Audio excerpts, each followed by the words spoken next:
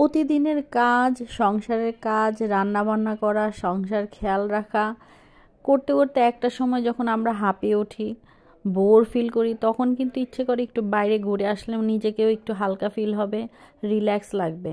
তো যেই বাবা সেই কাজ, আর মেয়েরও কিছু কাজ ছিল, তাই শনি এক রাতে যাওয়া, ওর ফোনের প্রোটেক্টর লাগবে, তাই সেখান থেকে আগে ওর কাজটা সেরে তারপরে চলে গেলাম শনি এক রাতেই মিনা বাজারে।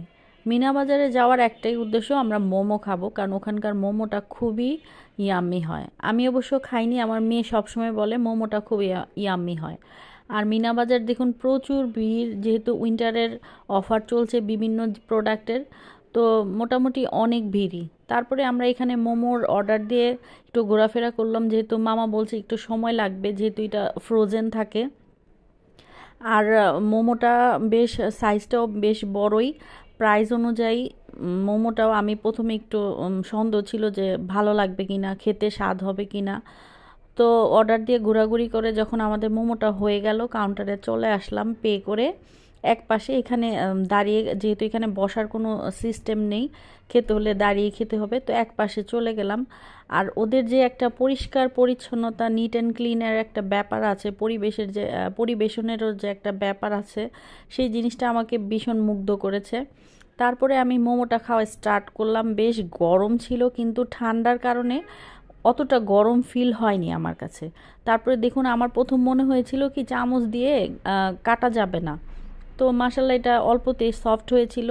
তারপরে আমি সসের মধ্যে ডিপ করে খেলাম। সসটাও খুব স্পাইসি ছিল, আর মোমোটাও স্পাইসি ছিল। মোমোর ফিলিংটাও চিকেন আর কাঁচামরিচের যে একটা নাগামরিচের একটা স্পাইসি ফিলিংটা পেয়েছি, খুব ভালো লেগেছে মোমোটা।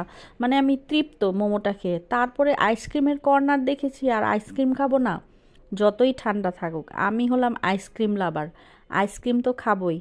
তো দেখে আমি এই আইসক্রিমটা চুজ করলাম, যেহেতু একটু নতুন মনে হচ্ছে আমার পোলারের। তো আইসক্রিমটা নিয়ে নিলাম। বেশ দারুণ ইয়াম্মি ছিল আইসক্রিমটা।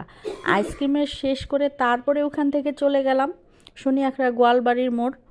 তারপরে চলে গেলাম ইউনিক ফ্লেভারে শনি একরা গোয়ালবাড়ির মোড়। এটা একটা ছোট্ট একটা রেস্টুরেন্ট, বল যে খুবই ছোট, কিন্তু খাবারের আইটেমগুলো মেনু দেখে মনে হচ্ছে ভালোই, যেহেতু স্টুডেন্টদের জন্য এটা করা, খুবই ছোট্টর মধ্যে খুবই ভালো, এবং পরিবেশটা আমার ভালো মনে হলো। তো মেয়ের সাথে আসাতে মেয়েই অফার করলো, চলো এখান থেকে একটা রাইস বল খাই। তো রাইস বল একটাই অর্ডার করেছি, যেহেতু আমার অন্য কিছু খাওয়ার প্ল্যান আছে। তো রাইস বলটা অর্ডার করার সাথে 20 মিনিট সময়ের মধ্যে তারা আমার রাইস বলটা দিয়ে দিল। মাশাআল্লাহ, রাইসটা এত গরম ছিল, আর রাইসটা খুবই ঝরঝরে ছিল, ফ্লেভারটাও ভালো ছিল। তারপরে এখানে চিকেন, আমরা একটা যে বলটা অর্ডার করেছি এটা ছিল চিজি চিকেন রাইস বল। চিকেনের পরিমাণটাও ভালো ছিল, এবং চিজটাও ভালো দিয়েছে, বেশ চিজ দিয়েছে। চিকেনটাও ভালোই ছিল, ফ্রেশ ছিল। তারপরে সেটা শেষ করে চলে গেলাম চাবাইতে, মানে চাবাওতে। আমার যেটা অনেক দিন ধরে খাবার ইচ্ছে, চাবাওতে। তো এটার মেন প্ল্যানটাই ছিল এখানে এসে খাবো। তো যেই ভাবা শেষেই আমি এখানে আসলাম। চাবাওতে যে প্রথমে আমি যে জিনিসটা খেতে চেয়েছি, এই যে এই ডিশটা, সেটা হচ্ছে লুচি গরম গরম, আর সাথে হচ্ছে চিকেন কাবাব। চিকেন কাবাব, এটা হচ্ছে নাগা মরিচ দিয়ে কাবাবটা করা হয়, বটি কাবাব।